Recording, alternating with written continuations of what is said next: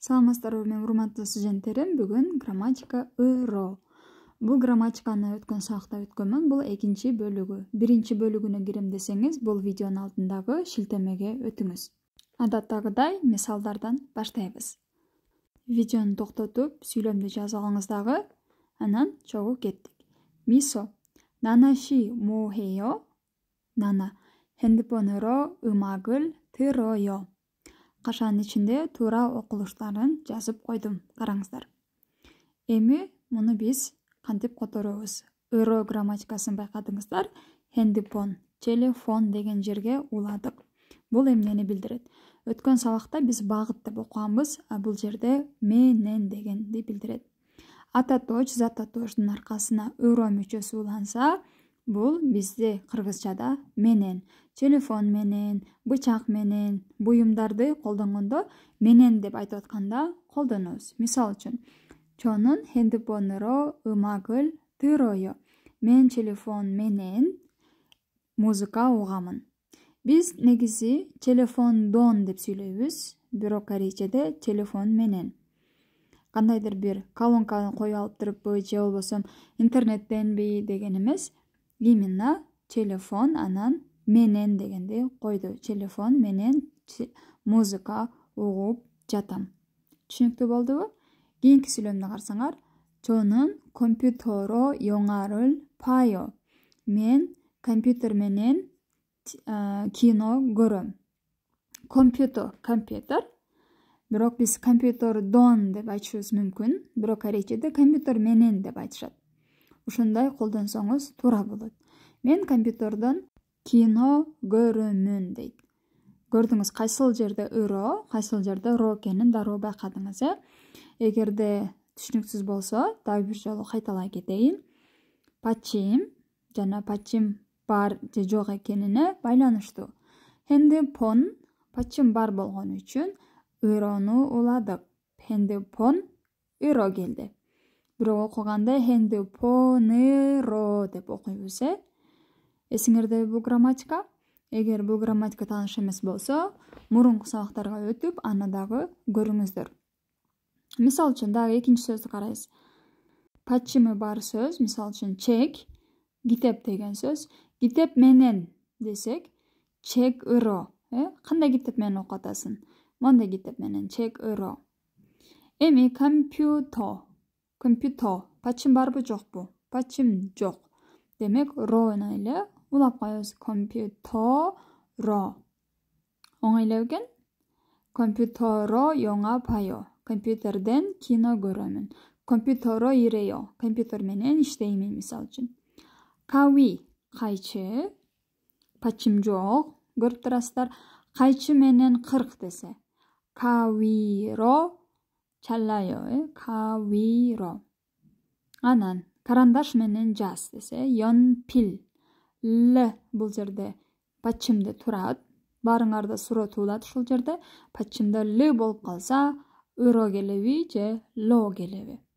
Сиздер кандай ойлойсуздар? Мурунку сабакта окугандар билишет. Таптыңызбы жоопту? Ро эле келет.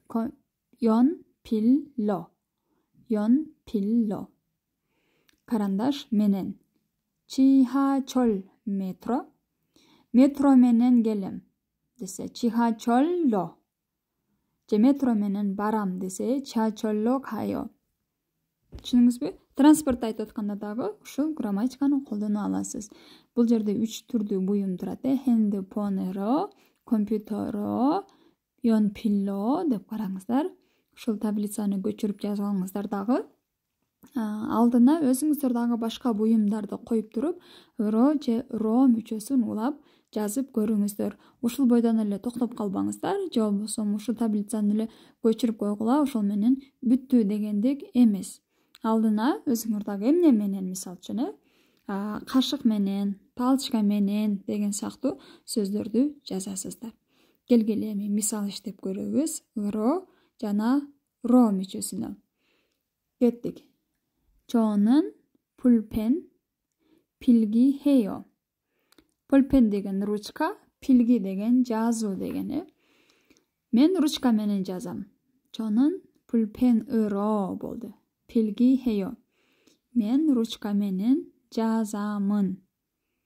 Түшүнүктүү болдубу? Анда эмесе кийинки сүйлөмгө өтөбүз. Кеттик. Көчүрүп жазганга даяр болуңуздар. 수업 시간에는 한국어 이야기해요. сабак учурунда корей тили сүйлөшөбүз. Тилге дагы кетет. Ушул жерге аныктама жазып алгылар. 한국어 бул тил, корей тили. А корейче дегенде 한국어로, корей тилинде сүйлөшөбүз дейт. Башка тилдерге дагы рону улап койсоңор, рошаоро, орус тилинде дегендей болуп калат. Түшүнүктүү болдубу? 수업 сабак, 시간에 учурунда 한국어로, корей тилинде, 이야기해요, сүйлөшөбүз. сабак учурунда корей тилинде сүйлөшөбүз. Үчүнчү сүйлөм. 언니는 색연필 그림을 그려요. 색연필 деген түстүү карандаштар. Эжем түстүү карандаштар менен сүрөт тартат. 언니는 색연필로 карандаштар менен 그림 сүрөт 그려요 тартат. Бул жерде байкадыңыздар жана кайчы менен деген сыяктуу эле карандаштар менен деп которулат. Түшүнүктүү болду. Бул жерде ручканы, анан тилди, карандашты мисал келтирдик. Эми бул жерди карагыла. Кыска диалог. Чиян айтып атат. 나나 씨는 한국어 공부를 어떻게 해요? 나나임, корейский tildi кантип окуйсуң? 나나, 저는 한국어 책으로 공부해요. мен корей тилин китеби менен окуймун. 지한 씨는요? 지한치. 저는 유튜브로 공부해요. мен YouTube менен окуймун. Байкадыңыздарбы? Же YouTube'дан окуймун десек дагы болот. Китеп менен окуймун деди. Биринчи жоопто, экинчи жоопто YouTube менен же YouTube'дан окуймун деди. Көрдүңүздөр, түшүнүктүү болду.